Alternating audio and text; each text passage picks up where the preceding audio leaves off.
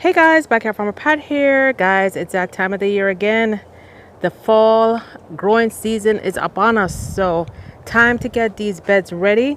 I know for a lot of you up north, you guys have done this long ago, but I'm in Central Florida, so I'm not gonna actually start growing any food for at least another month, at least not in the beds. So I'm gonna in today's video, we're just gonna go ahead and prepare the bed. So I just harvested all a huge Cuban oregano that basically had taken over the bed. And after I pulled it up, I saw that there were a couple herbs, couple cilantro herbs, and some passion fruit. I'm gonna leave those in the bed. I will be transplanting the passion fruit as soon as they, catch up a little bit. But this bed is gonna be mainly greens and herbs. So I'm gonna show you in today's video how I'm preparing the soil. I'm gonna have a separate video that shows how I layer my plants to optimize health, because as you guys know from watching my videos, my vegetable gardens are not just vegetables. I do a lot of herbs and vegetables. I do everything in the same bed. Well, first you can notice the soil level has dropped at least, I would say, 7-8 inches. This is a 12-inch bed, and it was full to the top when I first did this, but this bed has not been filled up in probably 2 years. So now I want to build the bed up. So I build my soil in different ways. The last couple times I built my soil, I used almost no fertilizer, but I did use coffee grounds, ground eggshells, and I used ashes from the fireplace, and that's kind of what I used. Today I'm also going to be adding on this lowest level the chicken manure bedding. I'm actually cleaning out my chicken coop right now. I have a new coop that makes it really easy to just slide out the tray. So I'm going to use half a tray in this bed, but I'm going to use it at the very bottom because, of course, when you're using chicken manure, let's get the chicken manure and we'll talk while I do this. Guys, it is hot, so I have no idea how long this is gonna my phone is gonna hold up. Hopefully it will hold up for the video. I have on plastic gloves today because, as I said, I'm inside a chicken coop cleaning it out, washing out the basins and everything. Anyway, this is one of the two trays that sits at the bottom of the coop, and that way when the chickens roost at night and they poop, the poop falls here, so it makes it very easy to clean. So what I'm gonna do, normally with chicken manure is considered hot manure. You have to compost it down, you have to age it before you use it. But because I'm using this in the bottom layer, and I'm gonna have at least probably 5 inches of soil on top, and I'm gonna be planting very small seeds or seedlings. By the time, and I'm not gonna plant for another month.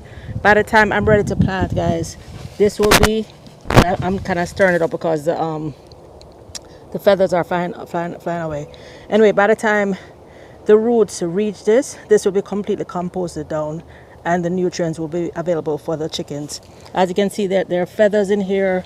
My chickens started molting early. They molted like for a few weeks and then they stopped molting, but you still see some feathers here. So this is mainly the bedding, and then you can see the dark parts are the chicken manure. So it's not 100% pure chicken manure. It's chicken manure mixed with the bedding. Chicken manure, chicken feathers. You pay big money for feather meal. That's basically chicken feathers. But this compost, I call this compost, but this actually has the feathers, the poop, plus the carbon from the bedding. So this is a really good base layer. So I'm gonna go ahead and spread this out, and then I'll tell you what's next.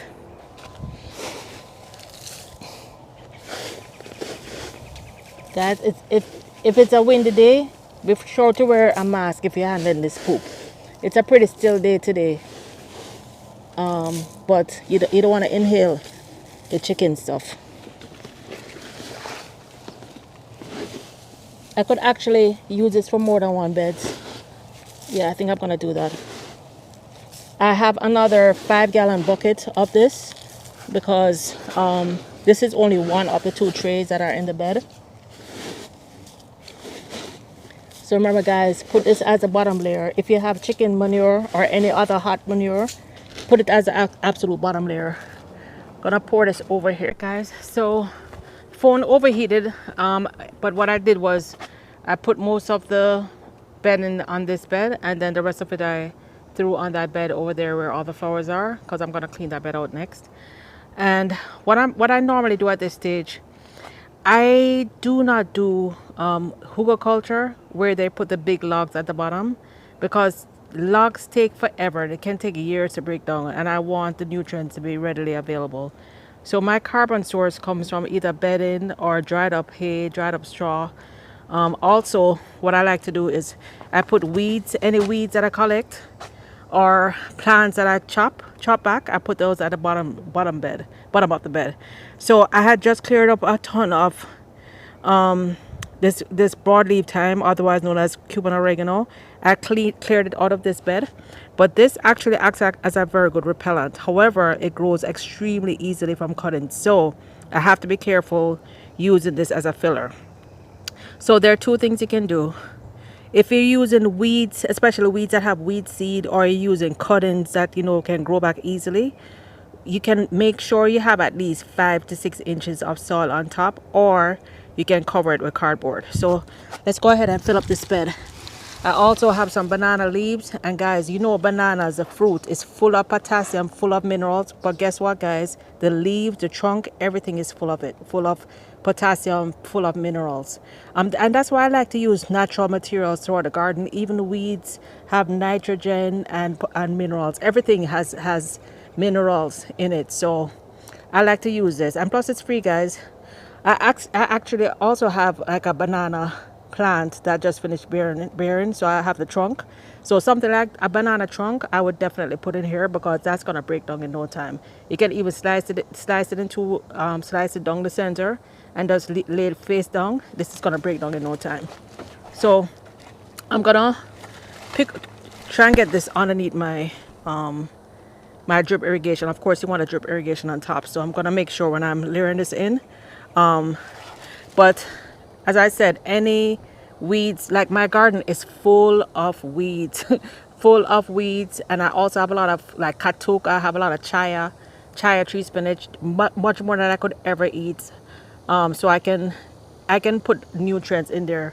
Chia is one of the healthiest. Katuk is has like the most protein.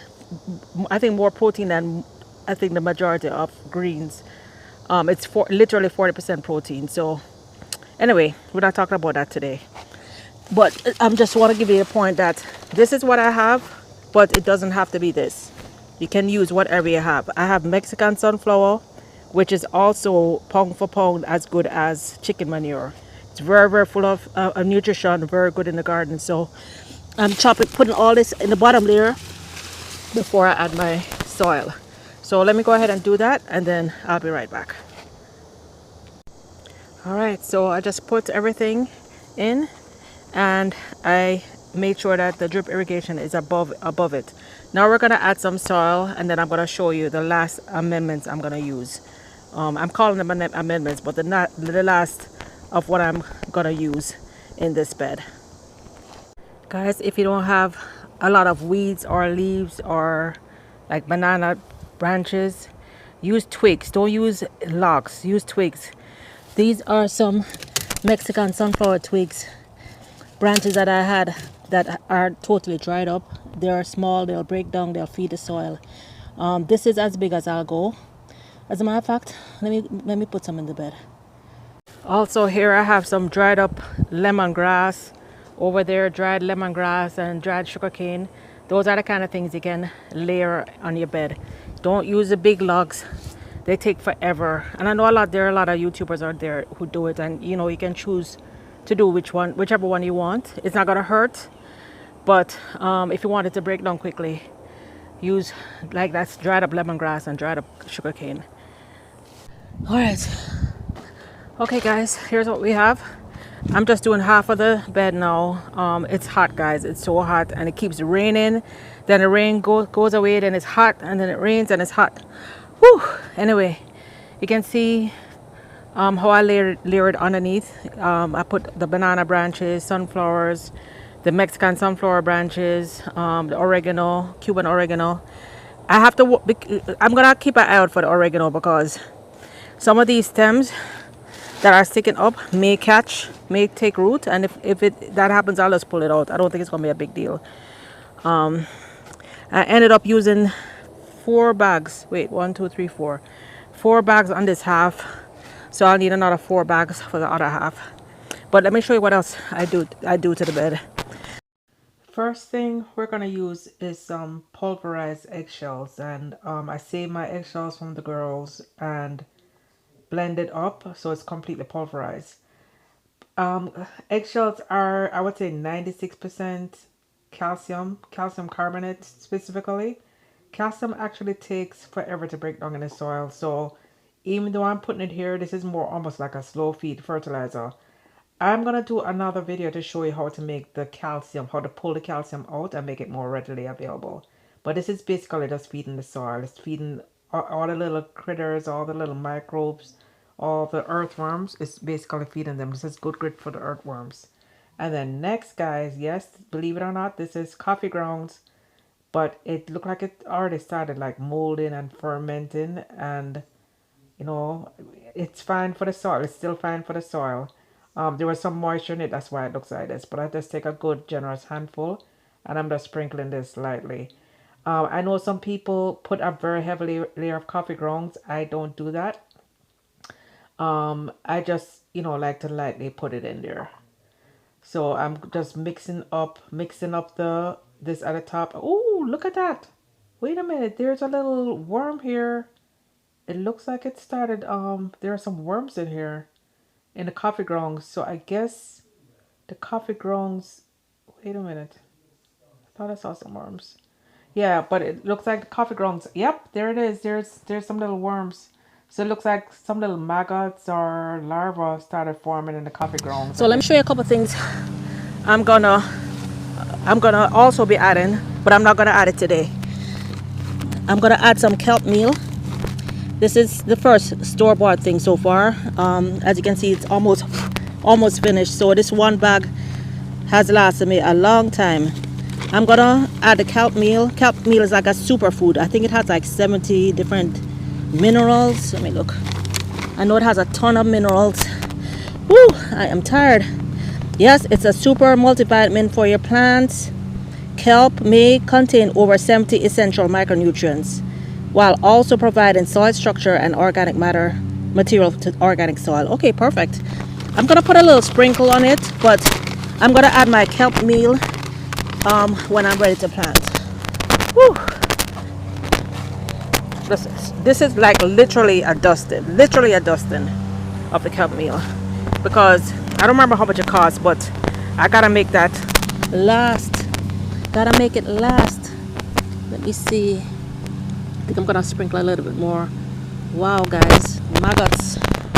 Gonna sprinkle a little bit more of the nitrogen.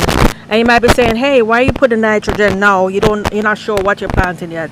What if it's not a green? Guys, when a plant is in the early stages, it needs the nitrogen. It needs to be able to form the leaves. So it's not, you don't just use nitrogen only when so you don't just use nitrogen only for leafy greens, guys. It's great to add nitrogen in the beginning when something is newly planted, because when it's newly planted, before it starts flowering, you want it to grow and have a lot of leaves. So the nitrogen will help with that. All right, so I don't have my wood ash with me at this point. I would sprinkle some wood ash if I had it, but as you guys see, I sprinkle what I have. There is one other special ingredient that I don't think I'm gonna use today, but I think I want to do a whole video on just this. This is a black soldier fly larvae for plants and soil. It's literally insect frass, which means it's like insect poop, and like the shell, the skin, I guess the shell on the insects is what this is. So this is supposed to be very good at repelling bugs, but I want to do a separate video on this. But I'm just going to lightly sprinkle this. I don't want to really waste this because there are no plants in here yet.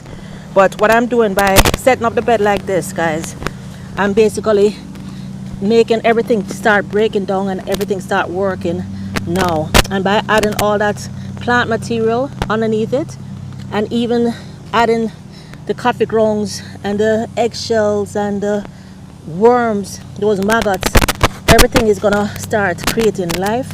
Well, this is already adding life, but this is gonna add more life to it. So once I plant my herbs and veggies, this is just gonna be wonderful. All right, so what I'm gonna do now, whenever you do this, guys, what I'm gonna do now is give the bed a good soaking if it doesn't rain again, because guys, as sunny as it looks right now, every 5 minutes it rains. So I'm gonna give the bed a good soaking, and then the last thing you want to do is protect the soil. You can protect it multiple ways. I'm not gonna use plastic because I don't want to kill anything. What you can do is take some cardboard. After you've watered, just take some cardboard and cover the soil. That's how I protect my soil. One of the ways I protect my soil. If you have I also have some pine straw, so I may use some pine straw. You can use hay, you can use pine straw, you can use leaves, you can use grass clippings.